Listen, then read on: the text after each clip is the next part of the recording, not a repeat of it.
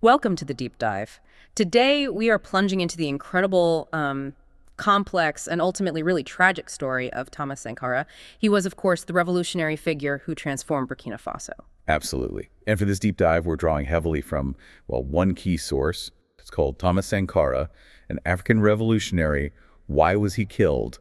And our mission today is, to cut through that narrative, pull out the essential insights from this biography, and really give you a comprehensive understanding. We'll look at the key moments, the bold policies, and the controversies, too, that defined his life and, sadly, his violent end. Think of it as your shortcut, really, to getting well-informed on this pivotal leader. Let's unpack this then. Okay, so it sets the scene beautifully, I think, describing Burkina Faso, which was known then as Upper Volta, of course, as this dusty heartland, of the turbulent past, a place really shaped by its colonial experience. Right, a remote backwater, wasn't it? Mainly useful to the French colonizers as like a labor reserve. Not much investment, not a lot of infrastructure, especially compared to the coastal colonies. Yeah, but it's here, in a village called Jaco, that Thomas Isidore Noel Sankara was born, December 21st, 1949. He was the third of 10 children, I read. And his father, Joseph, he'd served in the French army during World War II. Yeah, which is quite an interesting detail, isn't it, considering Sankara's later very strong anti-imperialist stance. His mother, Margarita Kinda, she seems to have instilled these strong morals, a deep respect for education. And the source points out his early years in Gawa were actually relatively comfortable, for an African family at that time. His father was a functionary, they had a brick house on a hill. Definitely a step up for many. But, and this seems crucial to his formation, he went to school and played with the local kids, so he became intensely aware of the huge disparities between his world and theirs, first, and then the even wider gap between Africans and the privileged lives of the few French administrators hanging around. Yeah, that awareness kicked in young, didn't it? There's that anecdote, it's quite striking, about a mock ceremony just before independence, lowering the French flag. That's the one. Yeah. Led to a brawl. And even though Sankara apparently wasn't directly involved, his father refused to beat him when the school director demanded it. Which maybe shows a certain independent streak in the family already. It could well do. And Sankara himself, he was serious about learning, excelled in maths, French. The priests even wanted him to go to seminary. Right, he considered it, but then took the secular school exam anyway. And passed. And his father backed the secular path, even when the priests, blamed it on a lack of prayer. Another hint of that pragmatic independence, maybe. So he stayed in state secondary school, did well, got involved in things like theater, sports. The source really emphasizes his exceptional intelligence and that strong moral compass he developed early. It really feels like these formative years, seeing the inequality, getting a solid education, just set the stage. Absolutely did. And that personal development then sort of intersected with the turbulent politics of post-independence Upper Volta. That's what led him into the military and towards his political awakening. Yeah, the first president, Mauricio Yamiogo, he got unpopular fast, kept close ties to France, acted like an autocrat jailing critics, putting family in positions, spending lavishly while everyone else had austerity. The source says he seemed almost oblivious to how much people disliked him. Until it boiled over, January 3rd, 1966, a general strike. Yeah, big crowds in the streets, students, unemployed youth, workers. The army was told to break it up, but they refused. Yamiogo had to go, handed power to the army commander, Lamizana. And it was right then, as Sankara was finishing his exams, that he heard about this new military academy opening up in Ouagadougou. The first in the country. And the military was suddenly popular, having ousted the president everyone hated. So Sankara, just 17, joined the first intake in 1966. And he took to it. The rigorous training, he persisted, started to thrive. But it wasn't just drills. The academy had civilian professors teaching academic subjects too, social sciences included. And this is where the source highlights that crucial exposure to revolutionary ideas, right? Exactly. The academic director, Adama Touré, he lectured on imperialism, neocolonialism, socialism, communism, the Soviet and Chinese revolutions, African liberation movements. So this was basically his political education, gave him a whole new framework to see Upper Volta and the world through this revolutionary lens for the first time. It wasn't just about military tactics anymore. It was understanding systems of power, of oppression. And that radicalization, it clearly deepened when he went abroad for more training, Madagascar first in '69. Right. And the instruction there, it went beyond just standard military stuff. He was apparently really drawn to agriculture courses, crop yields, how to actually better farmers' lives. You can see the seeds of his later policies there. He also actively sought out political education, didn't he? Dining with left-wing French academics there. Yeah, and his last year in Madagascar coincided with major political upheaval, peasant revolts, strikes, even a military takeover that brought in more radical officers. He was just soaking all this in. Then, early 70s, he's sent to France, prestigious training center. And while he's rising through the ranks, he's deliberately making contacts with African radical students, organizations in France. This time abroad seems absolutely critical in cementing his revolutionary worldview. So by 74, he's back in Upper Volta. Not just an officer anymore, but, well, a budding revolutionary. The source notes he immediately starts going to secret meetings, left-wing groups, trade unions. Which was illegal, of course. But it built these crucial relationships, connections he'd definitely rely on later. He also got frontline experience, that border war with Mali in 74. Yeah, and that seems to have been a real turning point. He saw this conflict over what the source calls a worthless strip of land as just utterly futile, senseless. Badly drawn lines on a colonial map pitting two poor similar countries against each other. Sounds incredibly disillusioning. Deeply. He saw senior officers more worried about, lining their own pockets than the troops' well-being or building an effective army. Exactly. So he becomes commander of the Commando Training Center in 76. And around then, 1978, he forms that vital friendship with Captain Blaise Compaoré. Met him in Morado, apparently. And that relationship, as we know, becomes so central and ultimately so tragic. Even while focusing on his command, starting a family, the source stresses he was still just painfully aware of the poverty all around him. Upper Volta was one of the absolute poorest nations. Incredibly low income, tiny literacy rates, hardly any kids in school, hunger was common, life expectancy just 44 years. Grim figures. This reality, it just fueled his conviction. He systematically started building contacts, like-minded people, military, civilians, but he wasn't reckless. He'd studied revolutions, he knew about timing. He and his group, they bided their time. Which, in a way, paid off.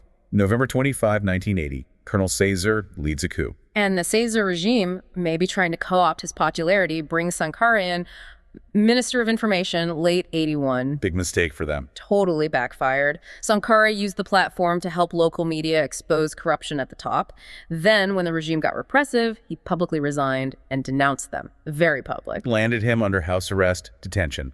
But that principled stand just made him even more popular, especially with the younger officers. Which leads directly to another coup, November 7, 1982.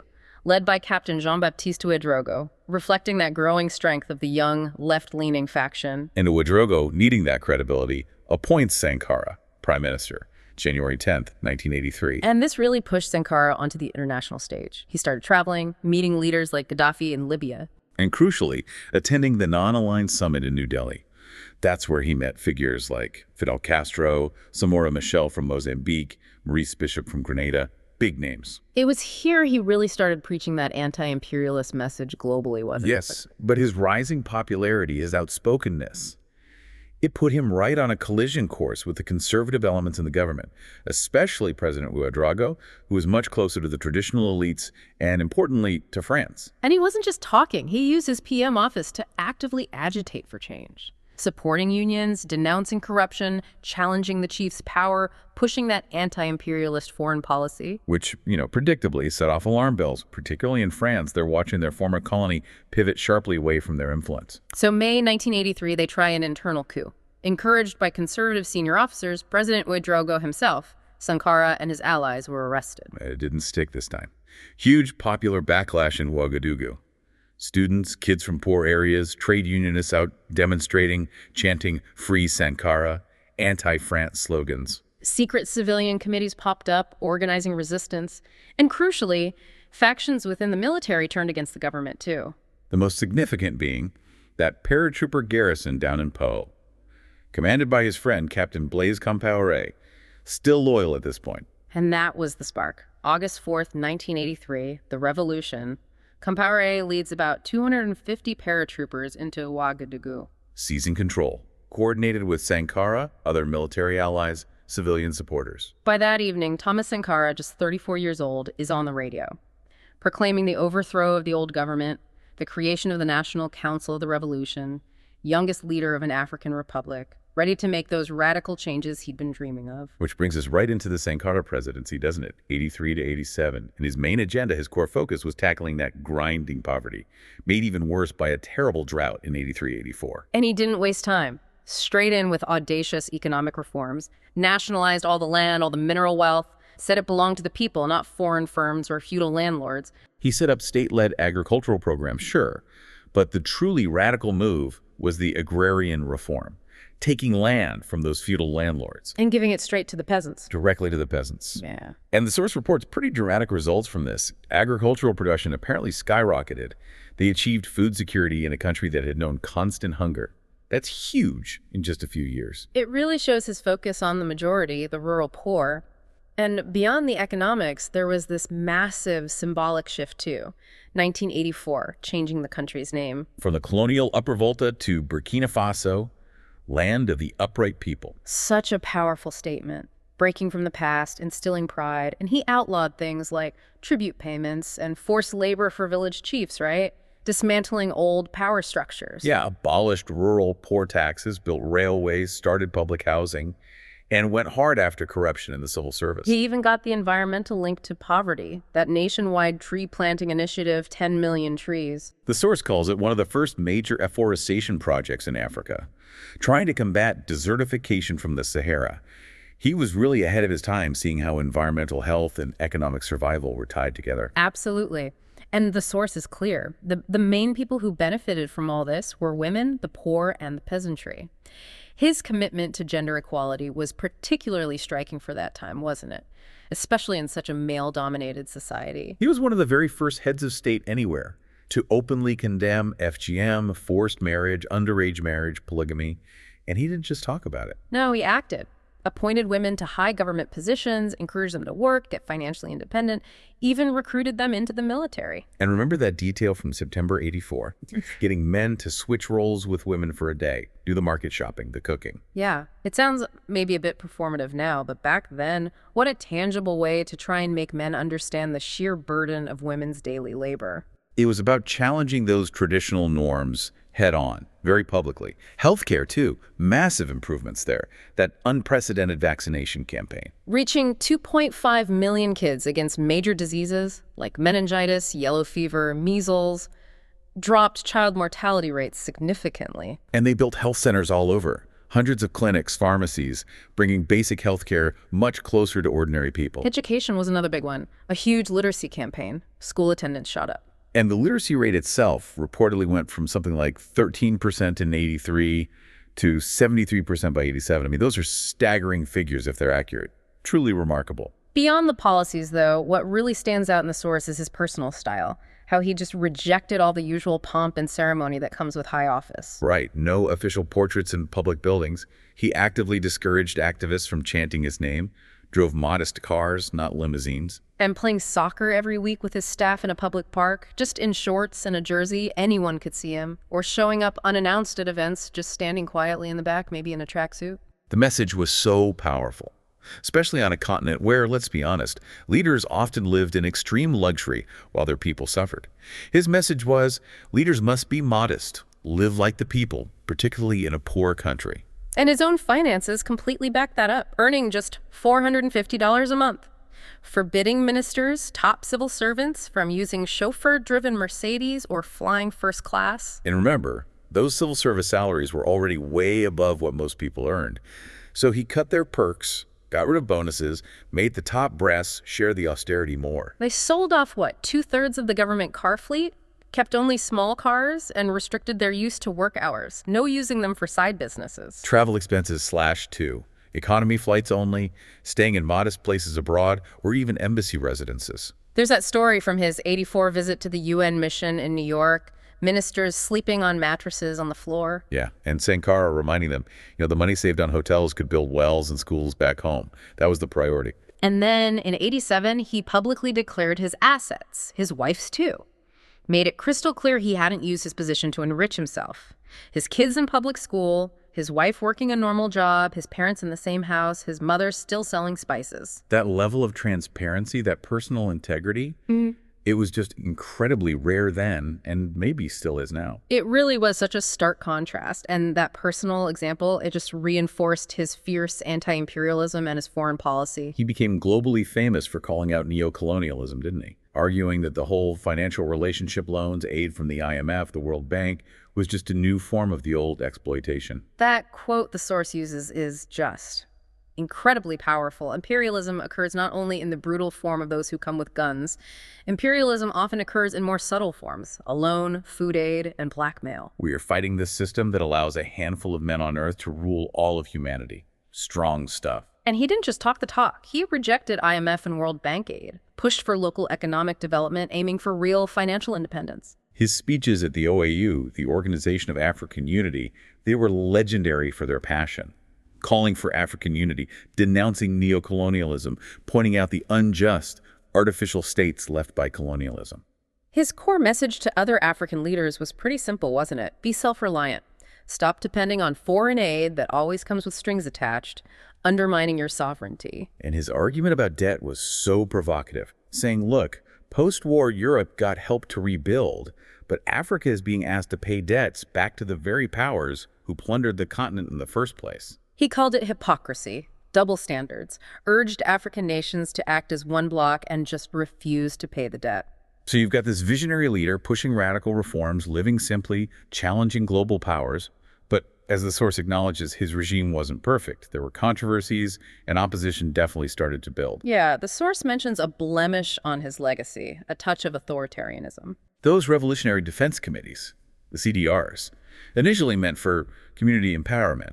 But sometimes they took on, well, a more sinister role, clamping down on dissent, enabling arbitrary arrests. And the People's Revolutionary Tribunals. Aimed at corruption, yes, but sometimes they became places for summary judgments. Sankara himself admitted later they were sometimes used to settle personal scores. His land reforms, while great for peasants, inevitably clashed hard with traditional leaders who lost their power base. That stirred up social unrest. And his relationship with the labor unions, who were initially big supporters, started to sour. He banned trade unions, political parties eventually, put down protests like the teacher strike in '86. Dissolving the unions and replacing them with CDRs, that struck a really sour note, fanning discontent. Internationally, too, his outspokenness, his criticism of foreign aid, it strained ties, especially with France, obviously, but other Western nations, too. By 1987, the source paints him as pretty politically isolated. He'd made powerful enemies. The French establishment, sure, but also regional leaders like Houphouët-Boigny in Ivory Coast, who was tired of his rhetoric. And he'd publicly embarrassed Mitterrand a couple of times. Domestically as well, some people were becoming wary, maybe skeptical about the pace, the methods, and the source suggests Sankara just kind of continued to ignore this growing unease. There was even an attempted coup against him way back in May '84, followed by trials, executions. The revolution was definitely facing internal pressures. And tragically, the most dangerous opposition, it came from within his own inner circle, led to his downfall. His friend, his confidant, the man who led the troops that brought him to power in '83, Captain Blaise Compaoré, he turned against him, orchestrated the final coup. Their relationship, described as brothers in arms, close friends, it turned bitter after '83. The source points to disagreements over how and how fast to implement the revolution. Right. Sankara wanted that rapid, radical break, uproot everything old. Compaoré, while still revolutionary, was apparently a bit more conservative, reportedly squirmed at the breakneck speed, the sheer scale of Sankara's changes. And then there's, well, ambition, the source puts it bluntly. Ambition, they say, is a green-eyed monster. Compaoré was number 2, powerful. The lure of power is suggested as a motive for the betrayal. Which leads us to that tragic end. October 15th, 1987. A day, as the source says, etched in the annals of Burkina Faso's history. That morning, ironically, Sankara was actually meeting with Compaoré, supposedly discussing forming a unified political party to try and preserve the revolution. Shortly after that meeting, gunfire shattered the peace at the presidential compound. An attack. 12 people killed, including Thomas Sankara, a beacon of the Burkina Revolution, the source calls him. And it draws that eerily parallel line to Lumumba's murder in the Congo years before. The aftermath was just brutal. The attackers cut up Sankara's body, buried the remains in a shallow, hastily dug grave. His widow, Mariam, and their 2 young kids, they had to flee the country immediately. The new regime, Compaoré's regime, initially claimed Sankara died of natural causes. But as the source says, the truth could not be buried. The reality of Sankara's assassination, or alleged assassination, sent shockwaves. Compaoré put on a show of public grief, promised to keep Sankara's legacy alive. But behind the scenes, he moved fast, purged Sankara's supporters from the government. And in a complete U-turn from everything Sankara stood for, Compaoré was immediately welcomed by Western governments, by the funding agencies. Within 3 years, Compaoré took a massive IMF loan, brought in a structural adjustment program, and basically reversed most of Sankara's key reforms. He even brought back the symbol Sankara rejected, wanted his portrait everywhere, bought himself a presidential jet. A total repudiation. Yet, despite being killed, despite seeing so much of his work dismantled, Thomas Sankara's legacy endures, doesn't it? The source calls him a beacon of hope, a voice for the voiceless, the catalyst for revolutionary change. His vision, it really continues to inspire. A reminder, the source says, of the course of truth and the power of an upright spirit to challenge the status quo.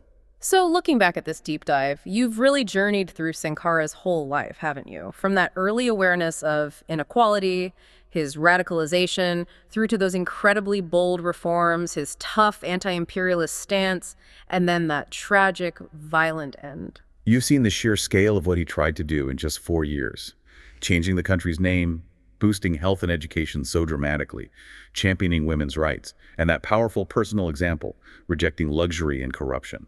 But we've also touched on the complexities, the controversies, the authoritarian streak, the clashes with established powers, traditional and political, the strain on foreign relations, and the opposition that ultimately cost him his life, led by the very man who helped bring him to power. It really leaves us with this final thought for you, the listener, to maybe sit with. Despite the assassination, despite Compaoré deliberately dismantling so many of his policies so quickly, why does Thomas Sankara's legacy still resonate so strongly today? Not just in Burkina Faso, but right across Africa, even globally, especially when people talk about real independence, about self-reliance, about what ethical leadership actually looks like. Yeah, what does his story ultimately tell us about the immense challenges of radical change and about the systems, the forces that he fought so hard against? Something to think about.